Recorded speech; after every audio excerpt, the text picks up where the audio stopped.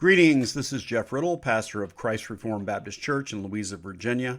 This is another in this occasional series of readings from and brief notes and commentary upon Eusebius of Caesarea's The Ecclesiastical History.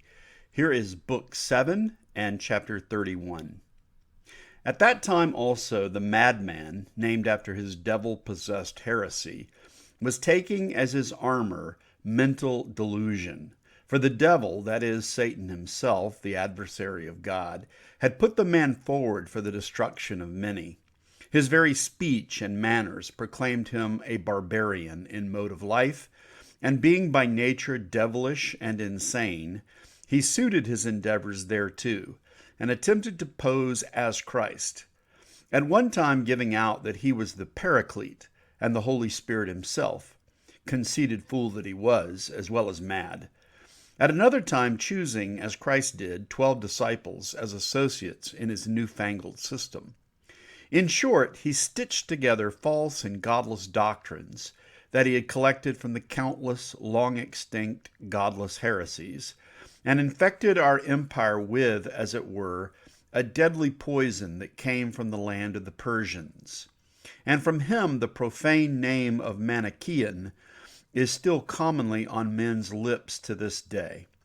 Such then was the foundation on which rested this knowledge, which is falsely so called, which sprang up at the time we have mentioned.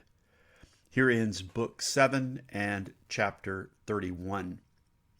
This short chapter briefly describes the Gnostic Manichaean heresy, which, Eusebius says, arose at this time in the mid to late 3rd century.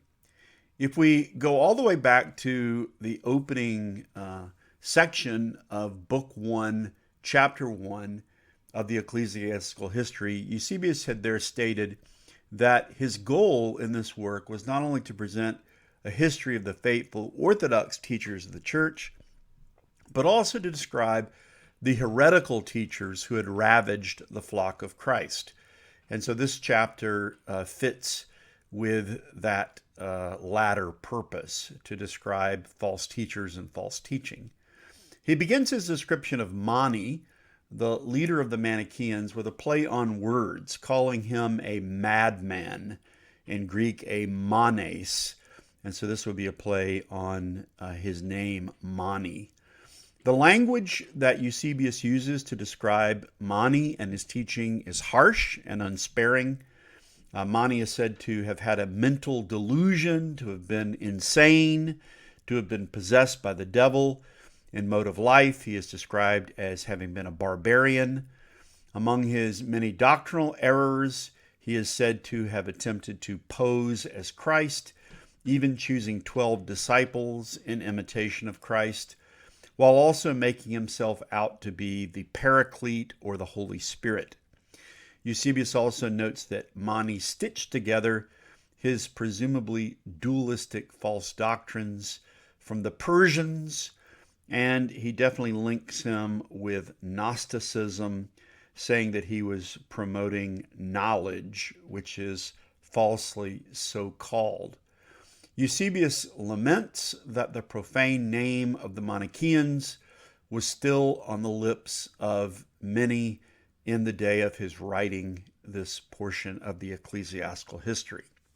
In conclusion, this brief chapter continues Eusebius's task in the ecclesiastical history of compiling a catalog of the heretical movements and heretical teachers of the early years of Christianity by introducing and highlighting that of Mani and the Manichaean sect.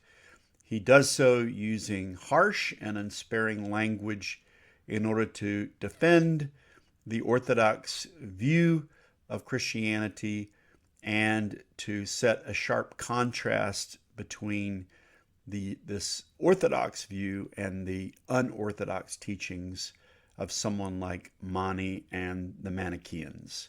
This ends this briefer episode. I hope this has been helpful to those who are listening, and I'll look forward to speaking to you in the next episode.